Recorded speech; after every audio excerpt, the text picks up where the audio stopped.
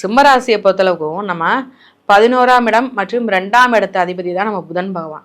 அப்படிப்பட்ட புதன் பகவான் கடகராசியிலிருந்து 7ஆம் பார்வையா மகரத்தை பார்க்குறாரு.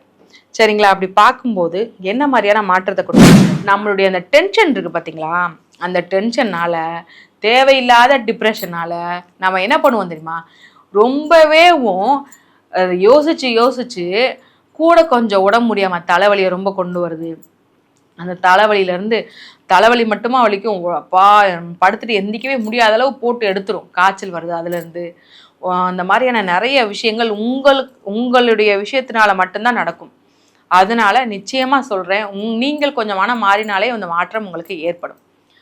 இல்லை என்ன மாதிரியான ஒரு வாழ்வியல் பரிகாரம் பண்ணலாம் அப்படின்னு சொல்லி பார்த்தீங்கன்னா, நீங்கள் ஃபஸ்ட்டு என்ன மாதிரியான முக்கியமான ஃபோன் கால் வரும், நீங்கள் எதிர்பார்த்தா என்ன மாதிரியான முக்கியமான ஃபோன் கால் வரும்னு சொல்லி வேலை பார்ப்பாங்க. எந்த இடத்துலையும் உங்களை விட்டு கொடுக்காம முதலாளிகளுக்கு நம்ம விசுவாசமாக இருக்குங்கிற ஒரு எண்ணம் அவங்களுக்கு வரும்.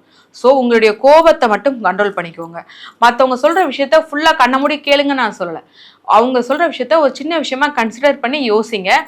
நான் சொன்ன வழிபாடை கண்டிப்பாக பண்ணுங்கள்.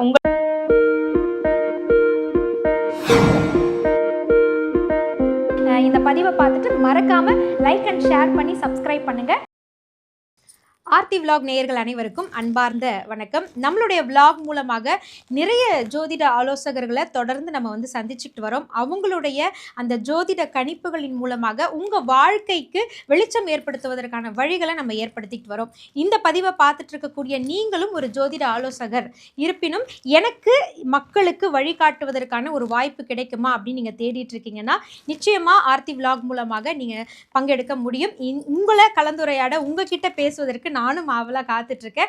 உங்களுடைய இந்த ஜோதிட வல்லமையை மக்களிடம் கொண்டு போய் செலுத்துவதற்கு ஆர்த்தி விலாகும் தயாராக இருக்குது. டிஸ்பிளேல வரக்கூடிய எண்ணுக்கு நீங்கள் அழைப்பை ஏற்படுத்திங்கன்னா உங்களை நாங்கள் தொடர்பு கொண்டு அனைத்து விவரங்களையும் உங்களுக்கு நாங்கள் வழங்க தயாராக இருக்கோம். புதன் பெயர்ச்சி, அதாவது ஒவ்வொரு மாதத்துலேயும் பார்த்தீங்கன்னா ஒரு 28 நாட்கள் புதன் பெயர்ச்சி நடக்கும். இந்த 28 நாட்கள் என்ன மாதிரியான மாற்றத்தை கொடுக்குறாரு இந்த புதன் பகவான் அப்படின்னு பார்த்துருவோம். இந்த மாதம் பார்த்தீங்கன்னா ஆகஸ்ட் 6ஆம் தேதி மிதுன ராசியிலேருந்து புதன் பகவான் கடகராசிக்கு வராரு. ஆல்ரெடி கடகத்தில் யார் இருக்காருன்னா குரு பகவான் இருக்கிறாரு. அவர் ஏற்கனவே இயற்கை சுபர். சரிங்களா? அப்படிப்பட்ட இயற்கை சுபரோட யார் சேர்றாங்கன்னா நம்ம புதன் பகவான் சேர்றாங்க.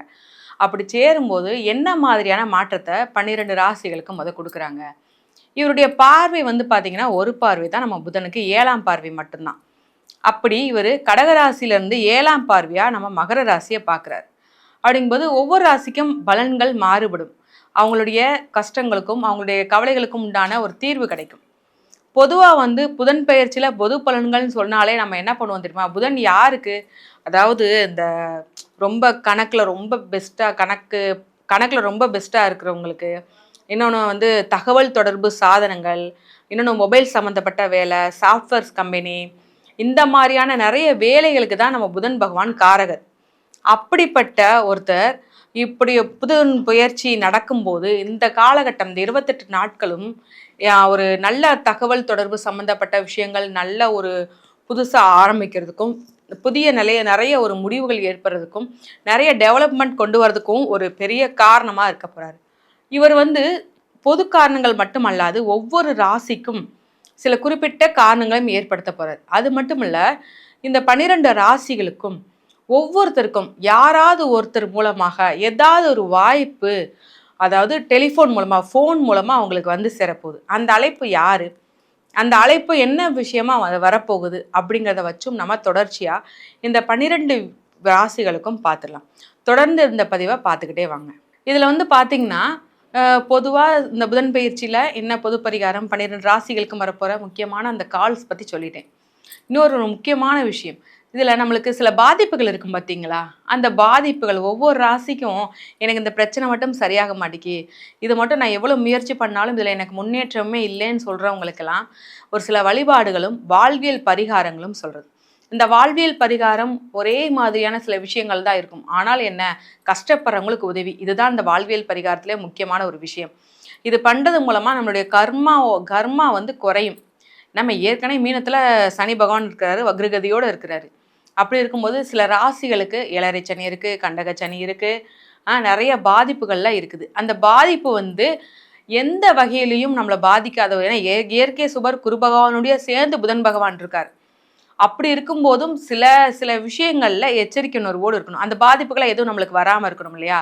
அதற்கும் உண்டான வாழ்வியல் பரிகாரம், வழிபாடு முறைகளையும் சொல்றேன். கண்டிப்பா அத நீங்க பண்ணுங்க. உங்களுக்கும், உங்களுடைய குடும்பத்திற்கும் உங்களுக்கு கடவுளோட ஆசீர்வாதம் பரிபூர்ணம். சிம்ம ராசிக்கு சிம்ம ராசியை பொறுத்தளவுக்கும் நம்ம 11ஆம் இடம் மற்றும் 2ஆம் இடத்து அதிபதி தான் நம்ம புதன் பகவான். அப்படிப்பட்ட புதன் பகவான் கடகராசியிலிருந்து 7ஆம் பார்வையா மகரத்தை பார்க்குறாரு. சரிங்களா? அப்படி பார்க்கும்போது என்ன மாதிரியான மாற்றத்தை கொடுக்குறாரு அப்படின்னா, முதல்ல 6ஆம் இடம் தான். இவர் என்ன முதல்ல இந்த 6ஆம் இடத்தை என்னத்தை சொல்லுவோம்? கடன், நோய், எதிரி. முதல்ல இந்த கடன் பிரச்சனை சரியாகிருமானா உடனே சரியாயிருமா, உடனே அடைச்சிருவானான்னு கேட்டால் கண்டிப்பாக கிடையாது. அதற்குண்டான வழி உங்களுக்கு தெரிய வரும். அதற்குண்டான ஒரு சின்ன சின்ன வழி, சின்ன சின்ன ஒரு முன்னேற்றம், அப்பாடா ஒரு நிம்மதி வரும் பார்த்தீங்களா? பரவாயில்ல, நான் கொஞ்சம் கடனை அடைக்கக்குண்டான ஒரு வழியை நான் பார்த்துட்டேன், இதுக்கப்புறம் நான் பார்த்துருவேன், நான் கடனை அடைச்சிருவேன் அப்படிங்கிற ஒரு விஷயம் உங்களுக்கே தெரிய ஆரம்பிக்கும். 2வது எதிரி, அதாவது நண்பர்களாகவும் எதிரியாக மாறுவாங்க, எதிரிகளும் நண்பர்களாக மாறுவாங்க. உங்கள் பேச்சினால மட்டும்தாங்க. உங்கள் பேச்சை தயவு செய்து கரெக்டாக தெளிவாக பேசுங்க. அதாவது நம்மளுடைய கோபம் நம்மளுக்கு அதாவது ஒரு சொல்லுவாங்க, கோபம் சில நேரத்தில் பட்டாதான் அது கோபத்துக்கு மதிப்பு. எனி டைம் கோபமாகவே இருந்தோம்னா நம்மளையும் மதிக்க மாட்டாங்க, நம்மளுடைய கோபத்தையும் சட்டை பண்ண மாட்டாங்க. அது பொதுவாகவே உள்ள ஒரு விஷயம். ஸோ அந்த கோபத்தை நீங்கள் தயவு செய்து கையில் எடுக்காதீங்க. அந்த கோபத்தினால உங்களை விரும்பக்கூடியவங்க கூட உங்களை விரும்ப பிடிக்காம அவங்ககிட்ட போய் என்னத்த பேச, கோபத்தில் வார்த்தையை விடுறது என்ன, கோபத்தில் 1க்கு 2 ஏதாவது பேசுறதுன்னா என்னத்த பேசால விட்டுருவோம் அப்படிங்கிற ஒரு விஷயந்தாங்க நடக்கும். அதனால் தயவு செய்து கோவப்படாமல் தெளிவாக யோசித்து பேசுங்க. அதாவது எந்த இடத்துல நம்ம பேசும்போது அது என்ன சுச்சுவேஷன், என்ன நிலைமை நம்மளை புரிய வைக்க தான் பார்க்கணும். அதை விட நான் தான் பெரிய ஆள், என்னுடைய பேச்சை தான் நீங்கள் கேட்கணும், நான் எப்பவுமே இப்படித்தான் இருப்பேன்னு ஒரு அதிகார தோரணை உங்களுக்கு இருக்கவே கூடாது. அது மட்டும்தான் நீங்கள் உங்களுக்கு ஏதாவது ஒரு பாதிப்போ, உங்களுக்கு ஏதாவது ஒரு இடத்துல இன்சல்ட் நடக்குதுன்னா கண்டிப்பாக அதற்கு காரணம் நீங்களாக மட்டும்தான் இருப்பீங்க. அது உங்களுடைய சுபாவத்தினால மட்டும்தான் இருக்கும் இந்த காலகட்டத்திலலாம். ஸோ கவனமாக ஒரு இடத்துல நீங்கள் பேசுறீங்கன்னா அந்த இடத்துல புரிய வைக்க பாருங்கள். உங்களுடைய வாய்ஸ் தான் சவுண்டாக இருக்குது, லவுடாக இருக்குது, அது உங்களுக்கு பெருமை கிடையாது. இந்த பிள்ளைப்பா இவங்க அந்த ஒரு வார்த்தை சொன்னாங்க, கரெக்டாக பேசுனாங்க, அவங்களுடைய பேச்சில் கண்ணியம் இருக்குது அப்படிங்கிற ஒரு வார்த்தை தான் ரொம்பவே முக்கியமான ஒரு விஷயம். நீங்கள் அதை பண்ணாலே போதும், எதிரிகளும் நண்பர்களாக மாறுவாங்க. இல்லைன்னா நண்பர்களும் எதிரியாக மாறக்குண்டான அமைப்பு தான் இருக்கும். நோய் சம்மந்தப்பட்ட விஷயம்னா நம்மளுக்கு நல்ல உடம்புப்பா, ஹீட் சம்மந்தப்பட்ட பிரச்சனை மட்டும்தான் அடிக்கடி வரும், வேற எந்தவித பாதிப்புமே கிடையாது.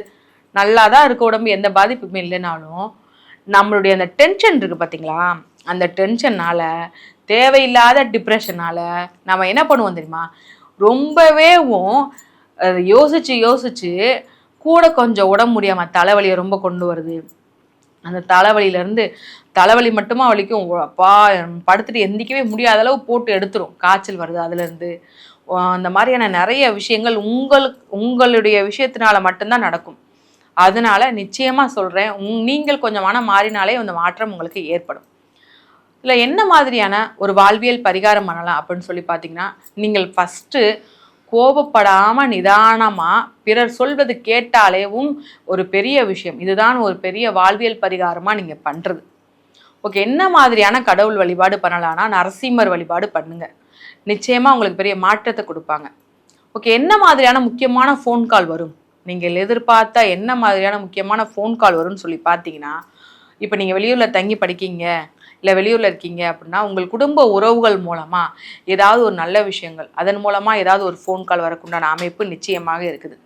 அதனால் நிச்சயமாக நீங்கள் எதிர்பார்த்த நல்ல விஷயங்கள் நடக்கும். கடவுளின் வழிபாடு பண்ணுங்கள், உங்களுக்கும் உங்களுடைய குடும்பத்திற்கும் கடவுளின் ஆசீர்வாதம் பரிபூர்ணமாக இருக்கும். ஸோ இதே மாதிரி நீங்கள் இந்த விஷயத்த நம்ம வீட்டில் மட்டும் காமிச்சா ஓகே, நீங்கள் வெளி இடத்துல வேலை பார்க்குற இடத்துல தொழில் பண்ணுற இடத்துலையும் காமிப்பீங்க.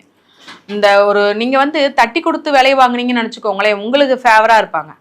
அப்படி இல்லாமல் உங்களுடைய அதிகாரத்துலேயும் உங்கள் கோபத்தினாலும் வேலை பார்க்கணும்னு நினச்சிங்கன்னா அந்த இடத்துல கொஞ்சம், ஏன்னா உங்களுக்கு உங்களுடைய வருமானம் எதுவுமே தங்கு தடை இல்லாமல் வருது.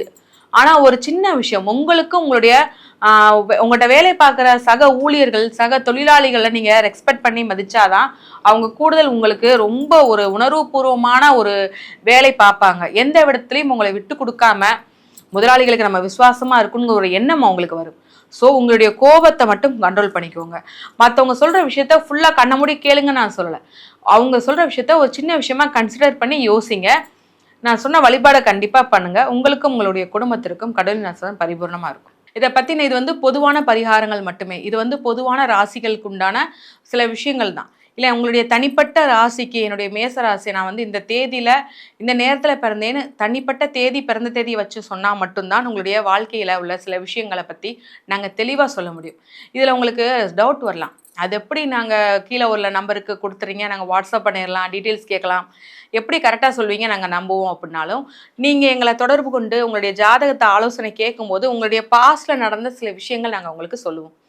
அந்த சொல்கிறது மூலமாக உங்களுக்கு ஒரு நம்பிக்கை வரும் இல்லையா? அதற்கப்புறம் உங்களுடைய என்ன கேள்வினாலும் நீங்கள் கேட்டுக்கலாம். ஸோ கீழே உள்ள வாட்ஸ்அப் நம்பருக்கு அப்பாயின்மெண்ட் புக் பண்ணி ஜாதக ஆலோசனை கேட்டுக்கோங்க. வாழ்வில் வளம் பெறுக. ரொம்ப அற்புதமாக விளக்கங்களை நமக்காக கொடுத்துருக்காங்க.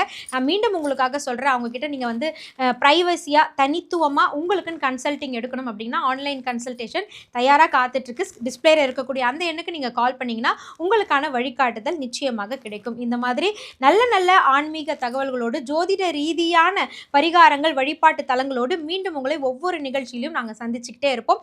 இந்த பதிவை உங்கள் அன்பின் மூலமாக லைக் பண்ணி ஷேர் பண்ணி மறக்காமல் சப்ஸ்கிரைப் பண்ணுங்கள். நன்றி, வணக்கம்.